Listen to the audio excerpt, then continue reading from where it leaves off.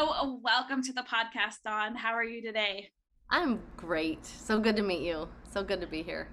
So, I'm going to start with my favorite question to start most of my podcast interviews off. In this moment right now, what is the thing that is lighting you up the most?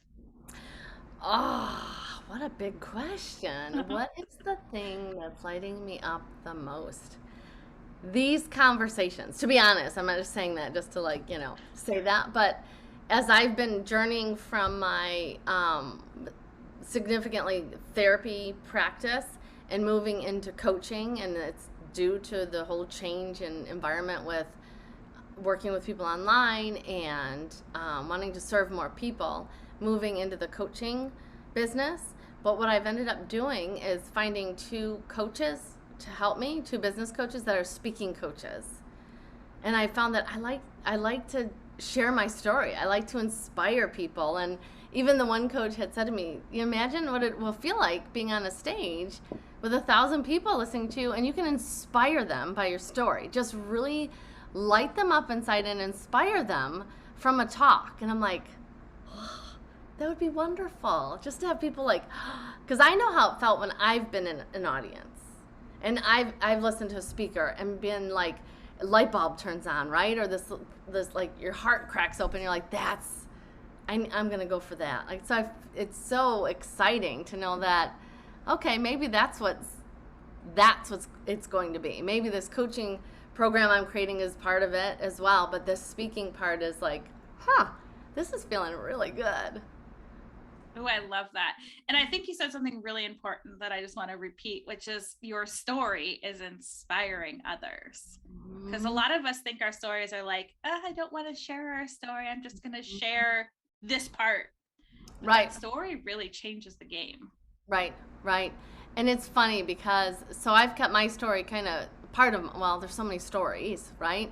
But one of my stories is the cancer story, and I've kind of kept it quiet. Even sharing it with my family at the beginning didn't really happen very well.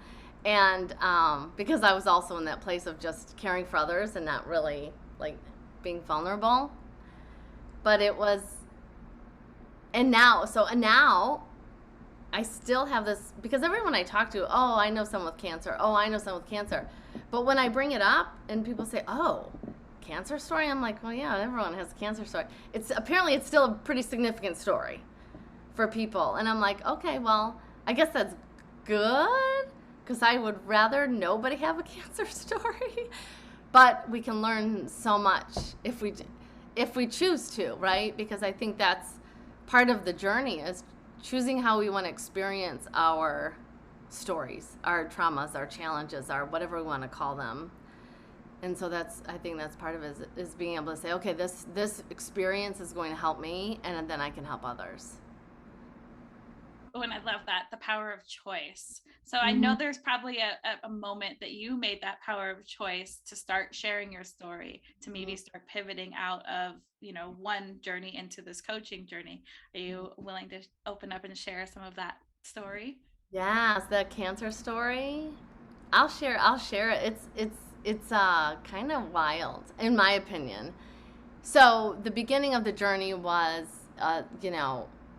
life was great, right? Like things were going along, kids were healthy. I had 4 boys, so 2 older boys, and then twins came along. Didn't expect twins. And I'm like, okay, we can do this. Working part time, bought a new house. So we had a little tiny house, so we thought, well, let's buy a bigger house.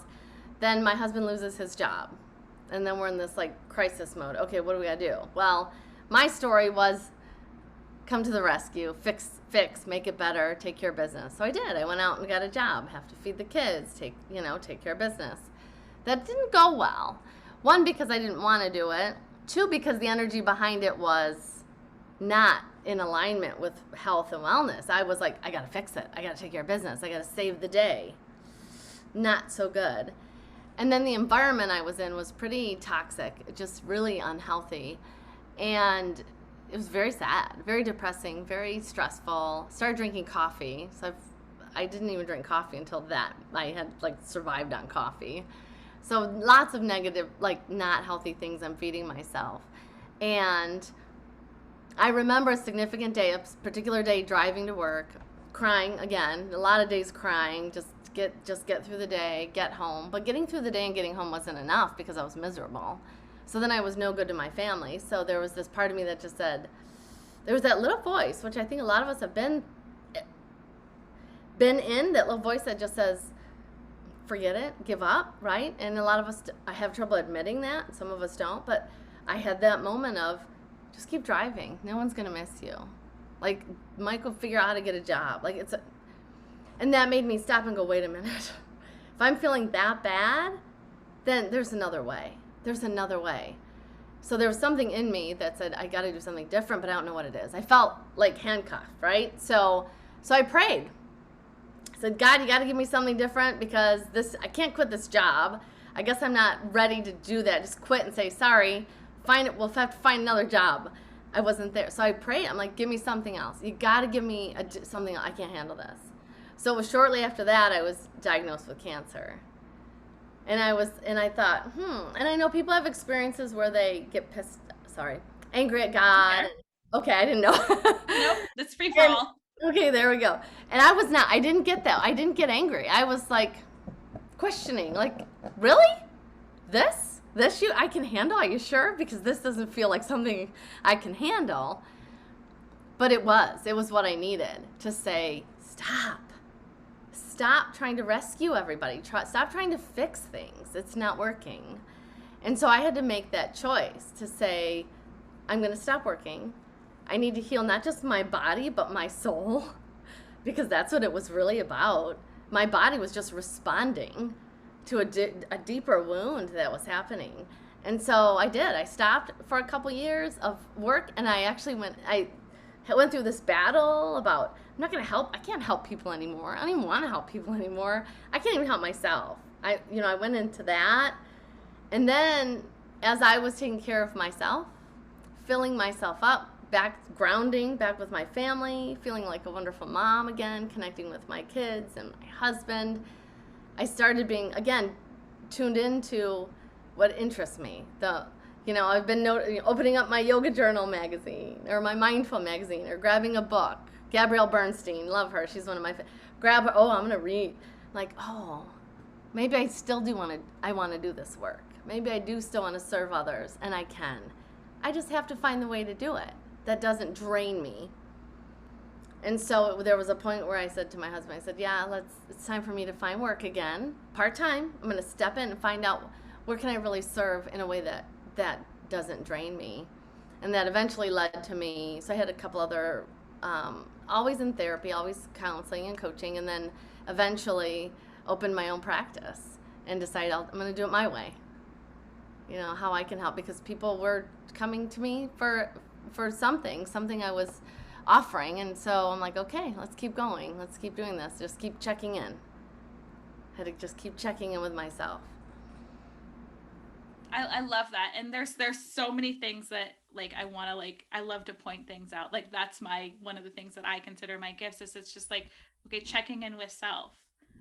It doesn't look like anyone else's practice. It looks like your practice because it's aligned and stepping into this alignment. So I know that there was got to be a time when, you said you have 2 business coaches where you start to try to do things a certain way and you push up against that boundary. At those points, like, what is it you do to come back to make this an aligned practice to fit into your life and business? Yeah. So to stay grounded, like to stay centered. So I have a morning practice I do, a morning meditation, journaling. Right now, what it really because it's evolved over the years on what it looks like. I had to become, at the beginning, I had to become a morning person because I was not a morning person. So I had to decide, I had to choose, again, choosing, if I want my life to look like this, then these are the things I have to do. It's just part of the package. This is what it has to look like. So I thought, okay, well, I can change my sleep routine, go to bed earlier, take care of the house and stuff earlier, so that I can have this morning practice. And so right now what it consists of, and it consists of this due to kind of checking back in and where am I losing touch, or where am I losing perspective, or feeling off, right? Misaligned, I guess. and talking to a colleague of mine. He said, are you writing your gratefuls every day? Nope. Are you writing your self-image statement? Nope. Okay, add that in. So I have a morning meditation practice, and what I'm doing right now with that, and I'll just tell you exactly what it looks like, because again, like I said, it evolves. What's coming up for me now more often is the money story, and I think we all have a money story, and what lack is, what abundance is. We all have our story around that, and I've worked on mine for a while, but more of it's starting to sneak up. So I have a money meditation I listen to every night. I plug in before bed and every morning. So I'm doing it twice a day. And then I write out my self-image statement and my purpose. My purpose every day. I write that out. So my self-image statement is like a page. And it's the same thing every day, just programming it in. And then my purpose. And then I have my journal where I write out my gratitudes and my goal and then my to-dos for the day. And then in that practice throughout the day, doesn't all happen in that morning, is yoga. And within yoga is breath work. I do breath work. And I'm also training for a half marathon, so I'm running. So working that in as well. That's a lot. So that's a lot, right? So working it in, but the grounding for me is when I start to feel off, I have to come back to my morning practice. Because I realize and I discovered meditation in college when I was suffering from anxiety and panic attacks and insomnia and all that good stuff. And I can go into that story if you'd like. That little journey of so school was hard for me. School was always difficult. I don't know if they had the right tests and all that for learning disabilities or whatever, but retaining information was not. I was one of those tests I couldn't take test. I would study sitting in the front of the classroom, eyes out, like feed me information, but give me a test and I bomb, like I wasn't even present. But I knew what I wanted to do. I need to go to college. I need to get a degree in order to help people and have my own business and all that good stuff. So first year in college, I was suffering. I couldn't take a test, failed test, but showed up for class, had my first panic attack in the middle of class. And again, I'm the front row, right? Because I'm there eager to learn. So I had to get out of that situation pretty quickly before I thought I was going to die, because that's how you feel when you're having a panic attack. You feel like you're going to die. Like my heart is pounding, I'm sweating, can't breathe. And so I went and looked for help, and I was told the traditional thing, medication, right? Something inside of me said, that's not for me. I knew there was something else. And so I had a cassette Walkman. They were called Walkman back then, with a cassette tape, headphones, and I found meditations. I wish I can remember the very first one, but I don't remember who the first one was. But I would lay in my bed all night because I would be up forever and just listening. And that's where I discovered I can choose what I think about. I can choose what I feed my brain. And I started feeding myself the information that calmed my nervous system, relaxed my body. And I thought, well, this is flipping amazing, right? Like I can change who I am, because if we look back, if I stayed who I was, I'd be on antidepressants, I'd be on anti-anxiety medications, I'd be who knows what else. But I chose that's not who I'm going to be. I wanted to be somebody who didn't need that. I wanted to be someone who wanted something else and could do something else. And so that's my medicine. And I know when I fall off, when I don't take my medicine every day and I'm not using meditation or breath work regularly, if I go for a time, I feel my mind just wind back up. And I have to, I notice. I check in and go, okay. I'm not feeding myself what I need to stay healthy and grounded and happy and kind to myself. So that's where I have to check in and know where that keeps me grounded. That's awesome. And I noticed like there's a theme of like constantly checking in with self and coming back to self and slowing down throughout both of your stories that you were just shared. Is this like, where is it showing up in my body? Right. Yes.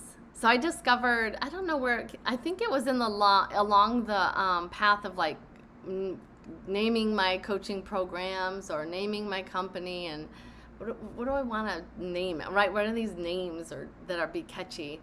And the one that popped up, and I just use it, it's my email now, Create Conscious Living. And that was really what it's about for me. Consciously live.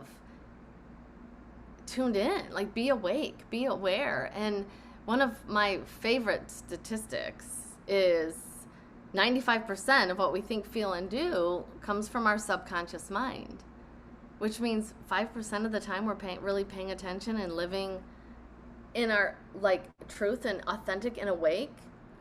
And you think about that and you walk through your day, like, oh, yeah, I can see that. We're just going through the motions, and we go to sleep and we start all over again, go through the motions, and that's not living. And so that's where I stay and go, wait a minute, how am I? So like one of the things I've done is checking in. It's been let me just be honest, it's been challenging this past how many months, because working from home and then the kids are around, and if I'm not on the phone, they come in, right? They come in, they want to talk, but I might be writing or I might be doing things where I have to stay focused. But one of the things I promised myself is when they come and talk to me, look them in the eye. Because how many times have we been in a conversation with someone and we're in the middle of something and we're like, and they walk out and you're like, I have no idea what they just said. No clue. And then we're like, oh, well, that's not okay. Especially with kids. I have 2 older boys. They're in college. It goes fast. So the younger ones are a few more years. They're in 10th grade. Like, if I can pause, I can pause. It's a choice. I can pause. I can also let them know when I need to not be interrupted, right? I can set healthy boundaries. I'm not on their beck and call, right? I don't have to be that person anymore where I get to say yes and no, and I'm not here just to give and deplete myself. I can set healthy boundaries and say, I need an hour, I need 2 hours.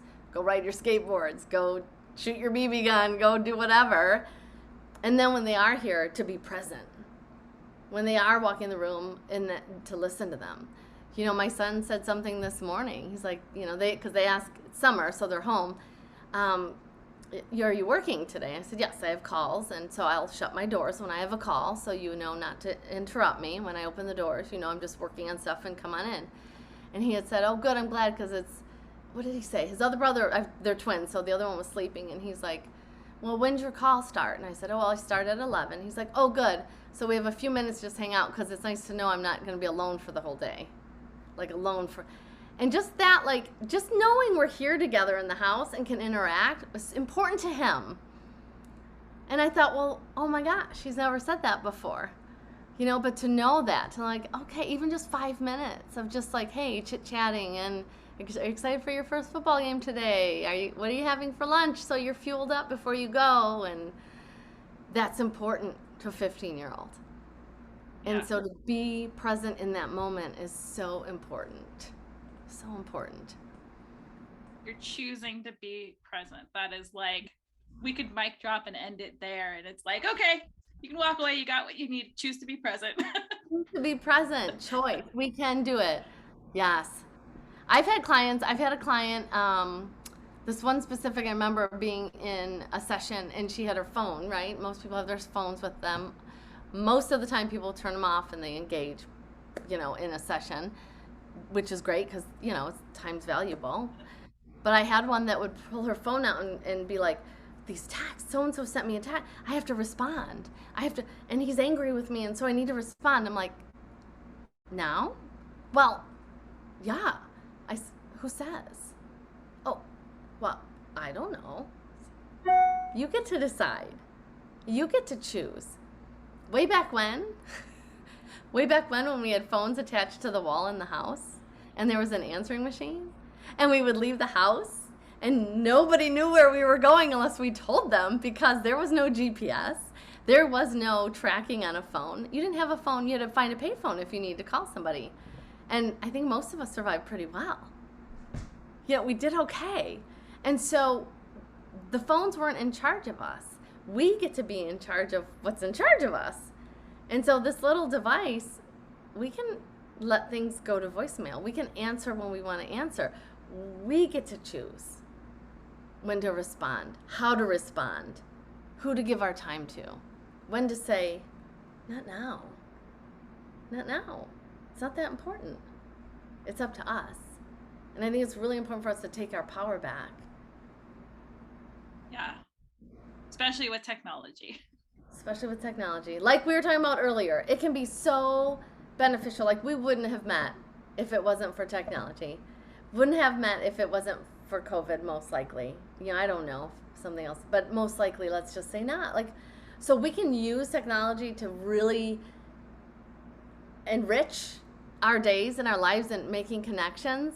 And, it's like anything. We can use it for good or evil, right? So let's find a way to use it for good. We do need to find that balance, right? Like go outside and play, walk in the grass, go to the beach, turn it off, go have a conversation with somebody. But when we are using technology, we can use it in a way that really enriches our lives and really fills us up. I mean, I now have people I would call friends, colleagues, friends in Ireland, in Hawaii, in Australia. I would have never guessed. Yeah. And we're connecting and we're collaborating and we're building, and it's like, well, this is exciting. I have a woman, yesterday we met a group of, I think there's going to be 20 of us women building a women's empowerment summit. Ooh. And really collaborating, and it will be remote, obviously, but the woman is in South Africa that's creating it. There's a woman who's will be one of the presenters is in Australia. We're everywhere, but we're coming together to really empower each other. Like that's, to me, that's phenomenal. It really is. Like you said, use it for either good or evil. It's your choice. But there's a lot of good that came from technology. It's a lot of good. We just have to know that we're in charge of it. It's not in charge of us. Yeah. That's the big thing, is that choice. So is that something that you're helping clients through? Is like that power of choice? Huge, yes. Huge. That's a lot of the work. That's kind of like part of the foundation that we build is choice. Another client I had for a long time was estranged from her family, and because of just past conflicts. And she made a decision, which she even didn't realize was a choice she made, to come back into the family because she was missing out on her sibling relationships, and then she had nieces and nephews. And so she realized after several years, I'm missing out on those people who don't have anything to do with this problem, but I'm separating myself, so I'm going to bring myself back in. But then she came to me because being in it was not healthy. With her parents, with her siblings, it was healthy, but it included 2 unhealthy people in that dynamic. And she's like, I don't know how to do this. And I said, well, when you go to an event, you say you're driving and you have a pit in your stomach and you're like, you feel nauseous and you're really frustrated. You have to talk to them and you have to be there for the whole party. And I said, how about deciding that you don't have to talk to them and deciding that you get to stay as long as you want to stay and you get to interact as much as you want to interact? And she's like, you mean I have to sit down with my dad and have a conversation? No, who says you do? You can say hi. I mean, it's up to you. I mean, you have to ignore them. I mean, we can create a gentleness and a kindness in the environment. Say hi, pleasantries in a sense. But you have to sit down and have a conversation, a fake, false facade when it's toxic? Absolutely not. And it was like this light bulb went on. Like this, like weight lifted. Like, I get to decide. I get to go drive to this event thinking about the exciting conversations I'm going to have with my niece and nephew and not focus on how stressful it's going to be that my parents are going to be there and worrying about their judgment and their criticism and exactly. They may have that. Your parents might say judgmental words, but you're going to go, oh, okay, not for me. And you're going to turn this way and have those really fun conversations you have with your niece and nephew. And engage there. And when you're done there, you get to go home. You decide. You choose. And that was like, she didn't realize she had that power. She felt like a victim. And so those little pieces there that I can help clients see that they have power over their lives it's really rewarding. Oh, I I mean, can only imagine. I mean, she's since rekindled her relationship with her sister, and they've been able to have like really healthy, deep conversations. And you know what's even, this is interesting, right? We don't always know what's planned for us or part of the, spiritual path, but her sister is now experiencing a bit of that, unfortunately, that betrayal and dishonesty from the parents. And so now she's going through that separation. And so now my client, and she even said, I can't believe I'm at a place now, I'm actually helping my sister through this, because she had experienced it first, long time ago, which her sister never knew, because my client kept that story to herself because she didn't want to influence or taint the relationship her siblings had with her parents, because it wasn't a part of their experience. Well, now the sister's experiencing it, and she's stepping up going, oh wow, I get to help a little bit. I get to support her and give and share with her that she has a choice on. And so that's been pretty neat and really empowering for her to be able to be that sister for her sister. Like, that's wild, right? Yeah. She never knew that would happen. That's so cool. So where can people find you? So my website is pretty simple. It's createconsciousliving.com. And I also have a Facebook page, same thing, Create Conscious Living. And then my email is dawn@createconsciousliving.com. And I will make sure to get all that information in the show notes. So I want to leave you with my absolute, they're all my favorite questions. I love questions, if you can't tell. If somebody walked away with just like that mic drop moment, what would it be?